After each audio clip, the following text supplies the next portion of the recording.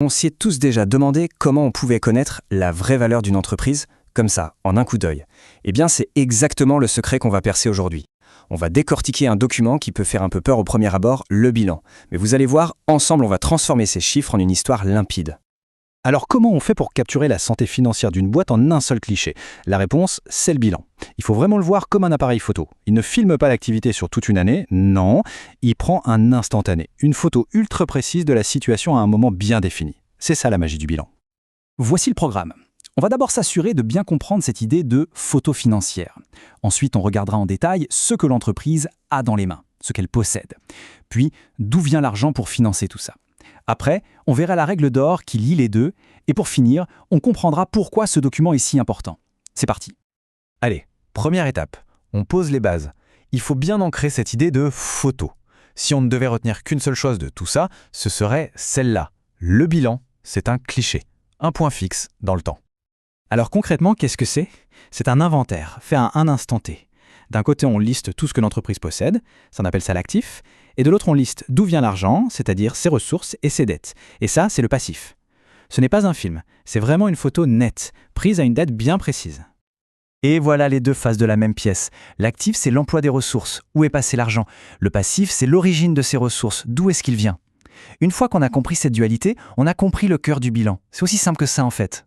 Bon, maintenant penchons-nous sur la première moitié de notre photo.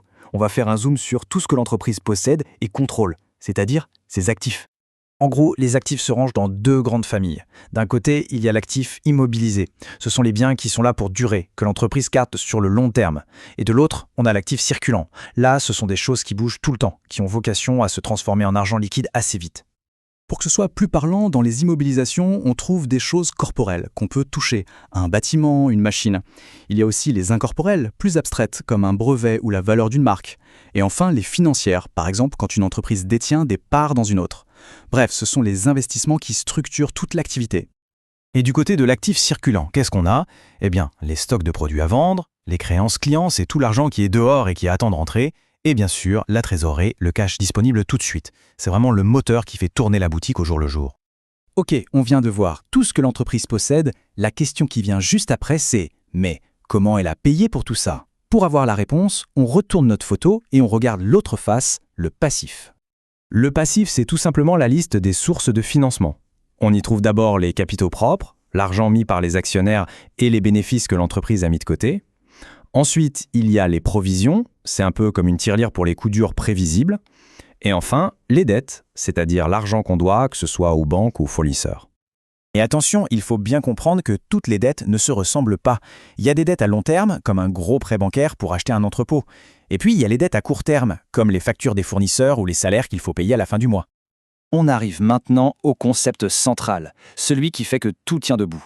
C'est la règle d'or absolue de la compta, le principe qui donne son nom au bilan, l'équilibre. Et cette règle, elle est simple, mais elle est totalement non négociable. Un bilan doit, et j'insiste bien, il doit toujours être parfaitement à l'équilibre. Il n'y a jamais, au grand jamais, d'exception. Et voici l'équation magique, actif égale passif. Pourquoi? Mais c'est d'une logique implacable. Chaque euro qui est à l'actif, donc chaque chose que l'entreprise possède, a forcément été financé par un euro qui vient du passif. L'argent vient bien de quelque part pour aller quelque part. Du coup, les deux côtés sont toujours égaux. D'ailleurs, une bonne gestion financière repose sur un principe de bon sens. On fait concorder les durées. On finance des investissements de long terme, comme un bâtiment, avec des ressources de long terme, comme un emprunt sur 20 ans. Et à l'inverse, on finance les besoins de court terme, comme les stocks, avec des dettes de court terme, comme un crédit fournisseur à 60 jours. Logique, non? Bon, maintenant qu'on a toutes les pièces du puzzle, on peut prendre un peu de recul. Pourquoi est-ce que cette photo financière est si importante? À quoi ça sert au fond?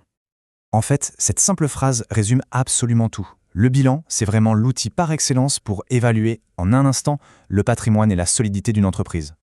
Grâce au bilan, on a une vision super claire de la santé financière globale. On voit immédiatement comment l'entreprise est structurée, s'il a beaucoup d'usines ou au contraire si elle est très endettée. C'est le document de base, indispensable pour discuter sérieusement avec une banque ou un investisseur.